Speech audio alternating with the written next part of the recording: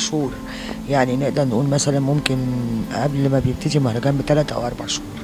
احنا الاول بنبتدي نخاطب الجرايد والمجلات المصريه والعربيه والاجنبيه علشان ترشيح اسماء الصحفيين اللي المفروض ان هم هيجوا يبقوا بيغطوا معانا المهرجان. بنجهز لهم الكارنيهات بتاعتهم، بنجهز لهم الماده الصحفيه، بتبتدي بقى تنزل بالتوالي من قبل المهرجان تقريبا بشهرين. اي تحضيرات، اي اتفاقيات، اي حتى مفاوضات ما بين المهرجان وما بين اي حد، عدد الافلام اللي موجوده، الضيوف اللي المفروض ان هم يكونوا موجودين، بنحط الجداول بتاعه المؤسسات الصحفيه كلها عشان نعرف بايميلات الناس باسمائهم بكل حاجه، عشان تبتدي نبعت لهم الاخبار كلها اول باول. فاحنا عملنا بيبتدي من بدري شويه. اما بنخلص كل ده وبنبتدي نوصل بقى ليوم الافتتاح، بنبتدي من هنا يعني من المركز نفسه بنبتدي في توفير ماده صحفيه، الصور لكل الايفنتس. ايه المواقف الصعبه بقى اللي قابلتيها في تحضيرك للمهرجان؟ والله هو عدد الصحفيين الكتير قوي، يعني فجأة قبل يعني بيجي مهرجان القاهرة السينمائي الواحد بيحس ان مصر، ان كل الجرايد والمجلات المصرية ما بتشتغلش في السينما بس، وبعدين الاقسام كتير قوي، وكله بيعمل فن، وكله عاوز يجي يحضر، وكله عاوز يتفرج. طبعا احنا بنحاول بقدر الامكان ان احنا يعني ندي فرصه خصوصا للمشاهده. يعني عملنا عدد كارنيهات كبير جدا السنه دي، لكن ده مش كفايه، يعني هو يعني هم مش عاجبهم يعني وكل حاجه لازم تبقى باعداد وارقام. مش ما ينفعش ان انا يبقى عندي 350 او 400 صحفي بيكتبوا في السينما، يعني طبعا ده مش منطقي يعني.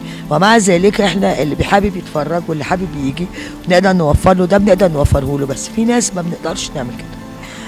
بصي، هو انا تفائلت يوم ما وقفنا على الريد كاربت يوم الافتتاح، لان احنا ما كناش عندنا امل كبير ان احنا هنوصل لهذا المكان بامانه يعني الظروف المحيطه كلها كانت بتخلينا يعني نتخوف ونقول هنوصل ولا لا، هنعمل المهرجان ولا لا.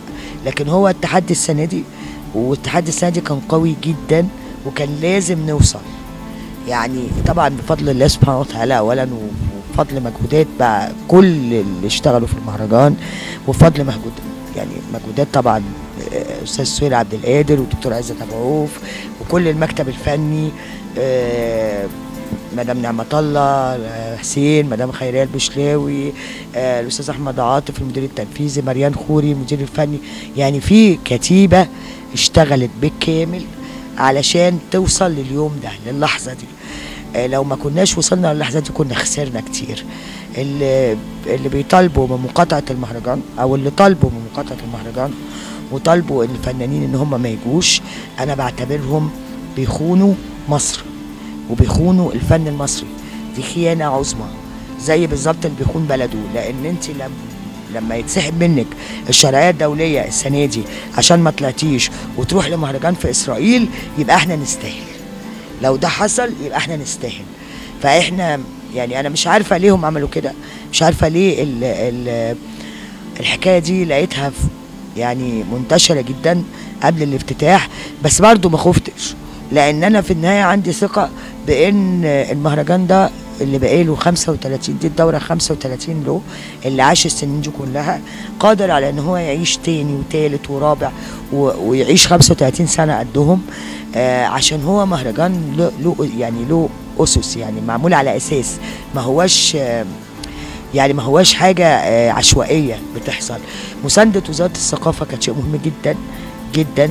يعني وزير الثقافه الحقيقه وفر كل ما هو يعني كل امكانيه، سخر امكانيات وزاره الثقافه تقريبا بالكامل عشان انجاح هذا المهرجان.